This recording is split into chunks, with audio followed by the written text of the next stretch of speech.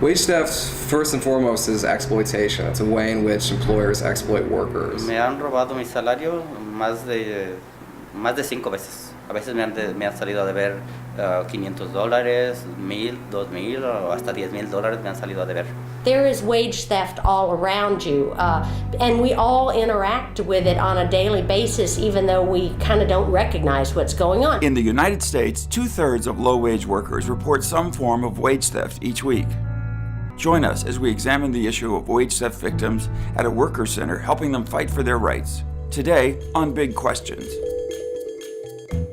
I'm Kim Clark. And I'm Pat Werhane. We go out into the world to look at everything. Topics such as food deserts, wage theft, and recidivism in jails. Access to healthcare, education, welfare, major issues we face at home and around the world today. Come search with us for answers to these issues and more as we discovered new answers to today's big questions. We're here at the headquarters of Arise Chicago, an organization working hard to empower the victims of wage theft. Wage theft is an astonishing practice in the 21st century where people who work are not paid or aren't paid fully for their wages. In Chicago alone, there are approximately 1,500 people a week who suffer from wage theft, and it costs in wages about $1.5 million each week. In Chicago alone? In Chicago alone, yeah. Yes. Let's go inside and find out more, shall we? Hi, Adam. How are you? Hello, Adam. Denying workers wages happens in about a dozen ways.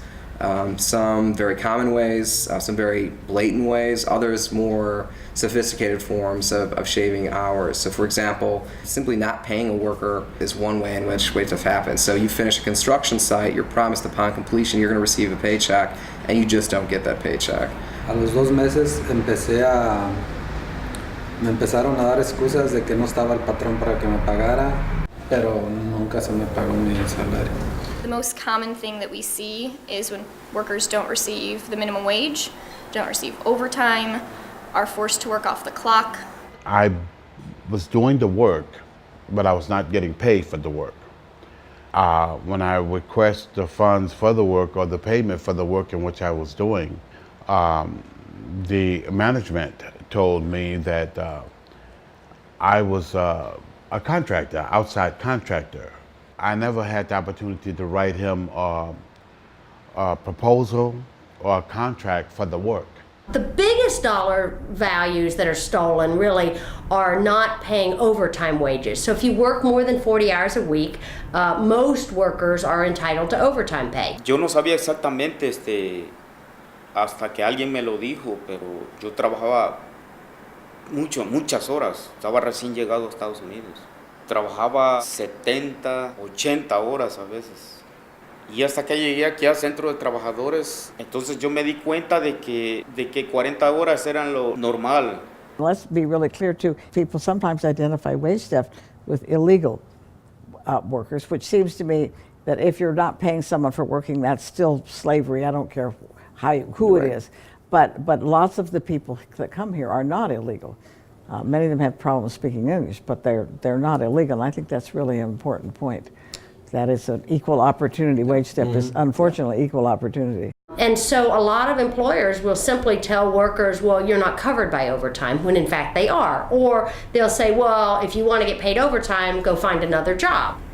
Y me dijo también más que si no quería seguir trabajando, ahí estaba la puerta, y que afuera había cientos de personas que estaban esperando a que yo saliera para ellos poder obtener mi posición.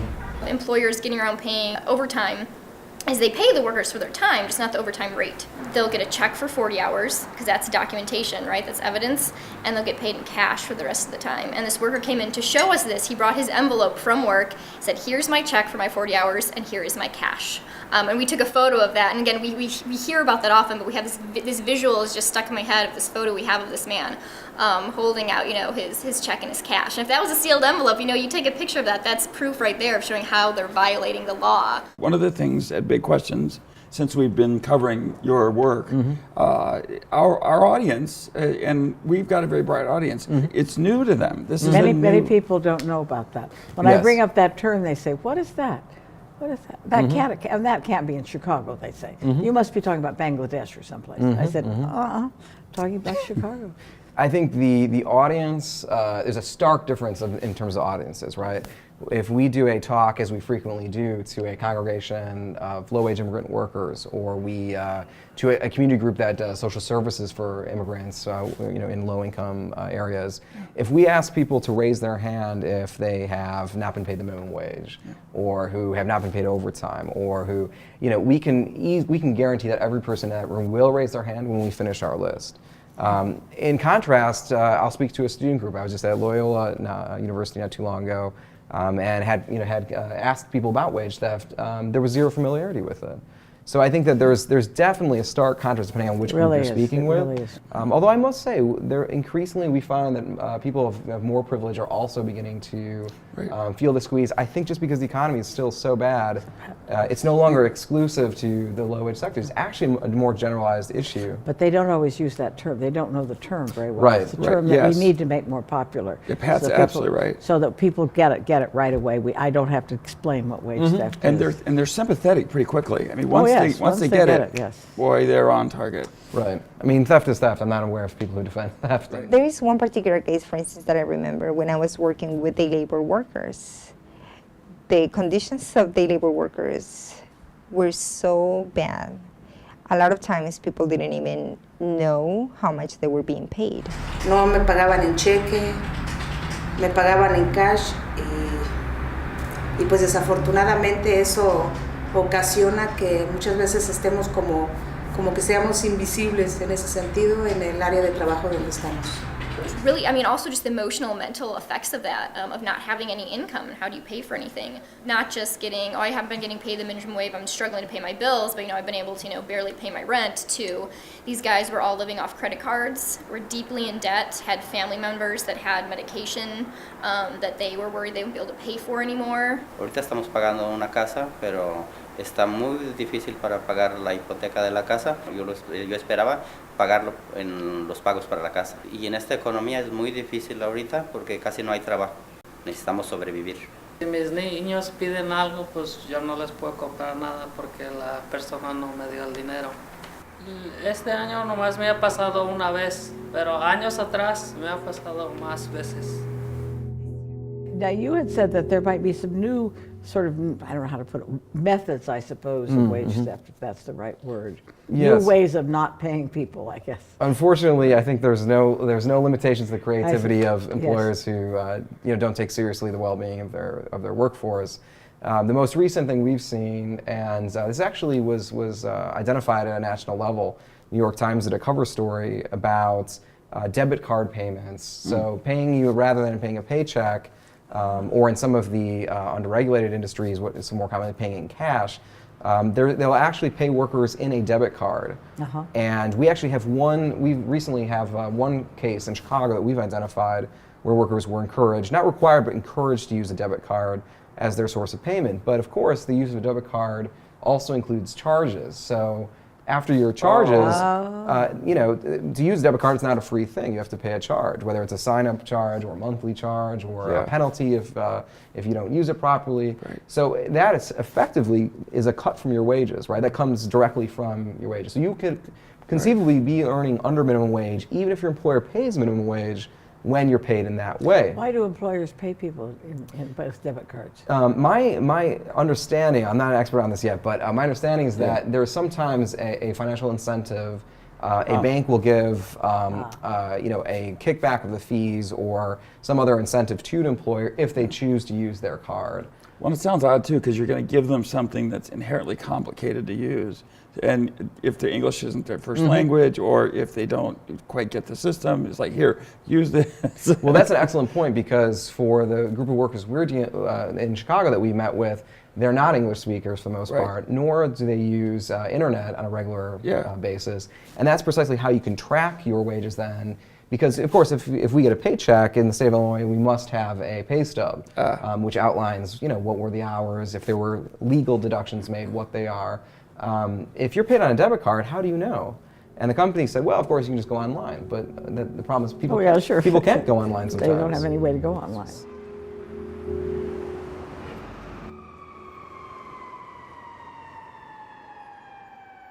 Sometimes there are things happening in workplaces that are not illegal but are unjust. Trabajé por 8 o 9 años de cajera en la cafetería, que los doctores tenían que firmar un papel porque los doctores comen gratis. Le dije que firmara por favor.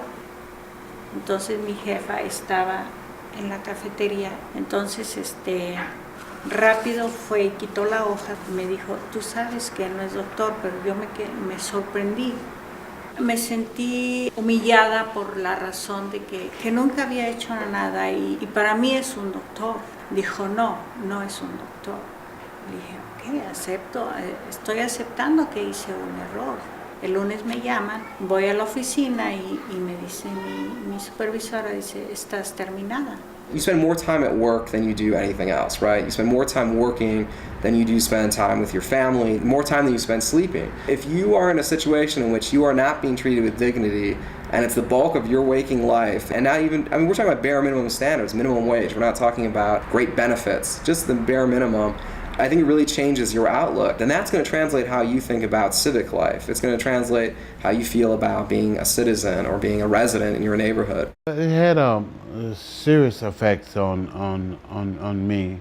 Any man that goes out and do a 40-hour a week a job and expects some type of salary for it and don't get it, it's a very hurtful feeling. You know, if you take a good dog and you put a good dog in a cage and you don't feed that dog and you treat it bad, then eventually that dog would turn bad.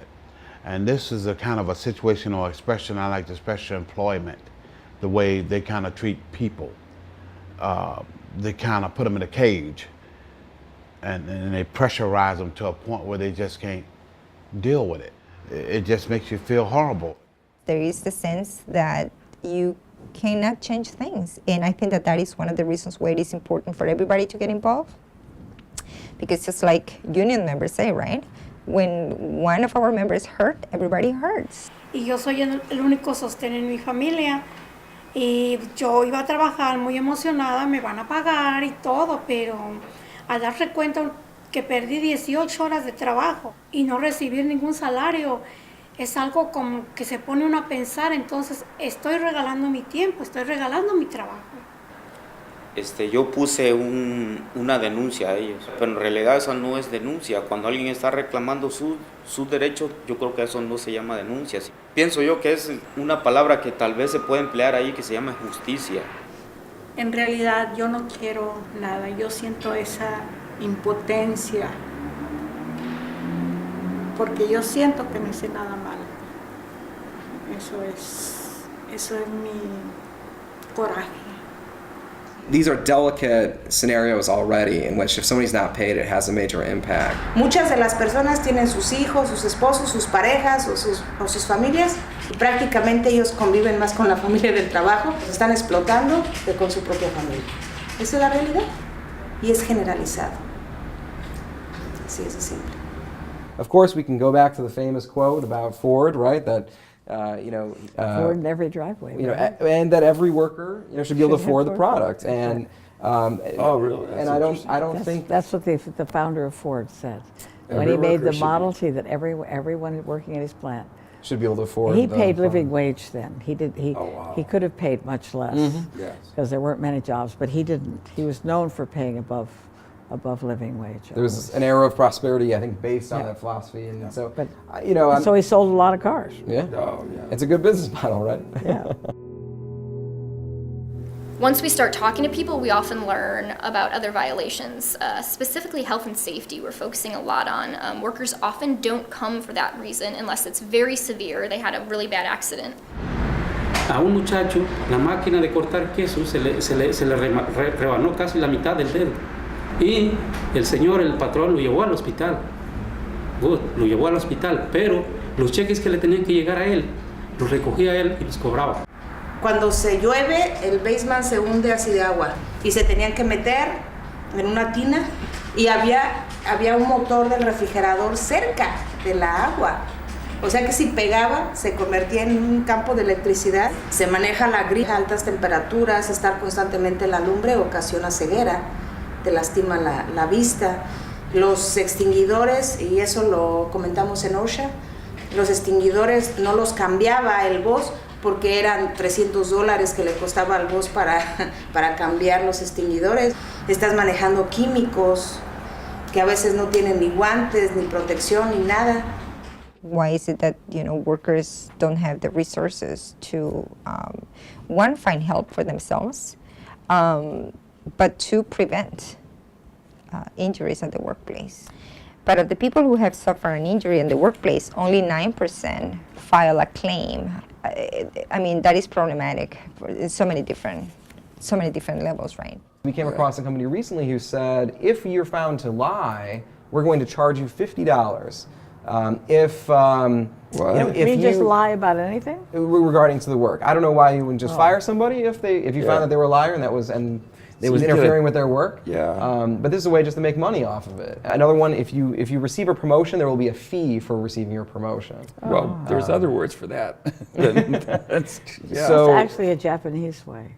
Is it really? In Japanese companies, if you receive a promotion, you often take a slight deduction in wages. Interesting. But the idea of a promotion is such you want that. Eventually it'll catch up. Yeah. But you often take a wage deduction. But that's not hidden. It's that's going to happen. Well, this isn't hidden either. They're up front. They say you've become a foreman. You're no longer a loader, and we're going to charge $500 from your paycheck for that promotion. And right or wrong, it's illegal. You can't do that. You can't deduct wages for these types of things. So what strikes me as odd, though, is that somebody is sitting in their office figuring these systems out. It's just they have nothing else to do. Right. Absurd. We had some pizzeria workers that were actually getting paid above minimum wage, like $11 an hour, decent wage, but they weren't getting paid overtime. And in the end, the two of them were owed like $32,000. Cuando yo empecé a trabajar, despidieron a todas esas personas y me dejaron trabajar nada más a mí. Yo trabajaba 10 a 12 horas por día, porque vieron que estaban gastando mucho más dinero con las 3 personas que lo que iban a hacer conmigo, que se los hacía en 4 o 5 horas. Los días de mucho trabajo, por decir en Halloween o el Super Bowl, pues trabajábamos desde la madrugada, desde las 3, 2 de la mañana hasta las 8, 10 de la noche, todo el día, y no nos pagaban overtime completo.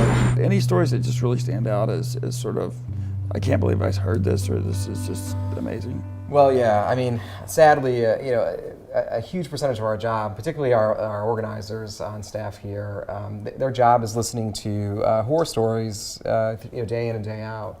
Recently, a woman who said she was helping to get a restaurant started. So she was employed to help, set up all things at the restaurant. Was working close to 80 hours a week. All right. And was still awaiting payment. She had not been paid for anything for several weeks of work at that kind of rate of hours. And when we hear stories like that, it does begin to resemble sort of third world sweatshops or it is a sweatshop. Also with payment schemes like at some of the car washes that we've dealt with. So luxury hand car washes, not like going to a gas station. It's automated. Right. But in Chicago, there's a market for people who own luxury vehicles. Will drive into essentially kind of an empty warehouse where there'll be a whole assembly line, some sophisticated machinery, maybe 30 workers employed in that space. Many workers who we've spoken to in the car wash industry will be paid piecemeal. So they'll get paid by the car, or an incredibly low rate, below the tip minimum wage rates, maybe $2 an hour plus tips. So conceivably, if you're in that workplace and you happen to not get good tips that day, or there happen to not be that many cars coming in that day, we have members who have come home from work. In the car wash industry, almost without exception, it's 10-hour shifts, 6 days a week. That's pretty much the standard we've identified. And you could come home with $25 after a 10-hour shift. Oh. And our members have shared that they in fact have done that. That's backbreaking work. That's backbreaking work. It sure is. And another car wash not far from our office, the policy is you don't get paid until the first car you wash. This is a real example. Our member shared with us, okay, so I got in at 6:45, clocked in at 7, And the first car didn't show up until 10:30. Oh, boy. My payday began at 10:30, he told me. Wow. So that was the first car he completed. Upon completion, that's when they clocked Cash in. starts rolling in at that point. Well, So, not rolling sounds like. Yeah, I know. Yeah, It's a well, there's little bit just of a lot sarcasm. of. When it's a very large amount of money or an injury, like workers' compensation, is very complicated. Those we do often refer to attorneys. But for most wage theft cases, what we see is most effective, works the fastest, is most empowering for the workers, and has the most worker involvement, is a direct action. Hacemos un grupo de personas y vamos y nos paramos enfrente de los restaurantes o de los car wash o de las fábricas y los dueños, los que le deben dinero a los trabajadores, muchas veces prefieren mejor pagar porque no quieren mala publicidad. So how do you see the future of this? We just go on and on. Right. I mean, we're all idealists and think that that we can't imagine this continuing to occur, but it will. I believe that these individual campaigns that we do in isolation will not be effective. So we now are active with 4 national networks really? Okay. in either research or advocacy or worker organizing, occupational safety and health. So that level of coordination is bringing some strength and broader visibility for the work. Sure. We find ourselves moving more into some of the public policy debates, right? The city ordinance was the very first one. First time that we went into that foray as a lead organization. We had supported legislation in the past, but this was the first time that we really brought out our members to really testify and educate legislators about it, right? So that was an important move that I feel like should be able to make a broader difference than the sum of all of our individual workplace campaigns. We don't think about this. We go to a restaurant and we're served our food, and we're looking to have good service and good food, and we don't always think about, I leave a really great tip, but is that person really getting it? Especially if you're paying with a credit card, ask your server, if I tip you on my credit card, will you get the tip? Ask when you're going places. Sometimes we're at the store, or at you're getting your car fixed. Just, you can ask the worker sometimes, how do you get paid here? Are you getting paid well? Certainly talk to workers about what the conditions are like. It's sometimes difficult from a consumer standpoint probably to connect with a worker who may or may not be comfortable talking to you, but workers will speak up in some instances, and it's important to ask, I think. Me he dado cuenta que no soy yo el único. Hacer todo esto personalmente me ha dado fuerzas para que otras personas se den cuenta de que cuando pasa algo así, hay puertas que tocar para tratar de buscar ayuda y no quedarse uno callado. Entonces yo conversé con ese muchacho que seguía trabajando ahí y me dijo, no, vieras que alguien puso una denuncia allá a la compañía y dijo esto y esto y esto, y ahora por eso nos están pagando a todos, con lo que es la ley del pago de overtime, vacaciones, todos nos están pagando bien hoy, dice, no hay problemas. Y yo le pregunté a él, ¿y tú sabes quién es que hizo eso? No, solo dicen que fue un trabajador ahí, pero no sé quién es. Y más no sabía él que era yo el que había puesto esa denuncia. This is really the kind of issue, though, that should be of interest with a broader spectrum of society. I genuinely believe as we lift up those at the bottom of the economic ladder, it has a beneficial impact on those above them. If we're able to raise the minimum wage, a supervisor at a fast food restaurant who makes 35 cents more than those he's supervising, not an uncommon scenario. If those who he's working get a bump in the minimum wage, what happens to his salary? It's also going to go up. Oh, that's interesting. And what happens when suddenly the workers of a factory producing something are able to start purchasing some of the things they're purchasing, right? Exactly. So, there is an effect here, and I think that those, even the employer class, there is a self-interest there, right? Yes. That, it's not necessarily antithetical to their success. So I think that this is a wake-up call, looking at a lot of loopholes that we know exist in the laws, how they're applied to different groups of people. We know who the vulnerable workers are. We know what the industries that are committing these violations are.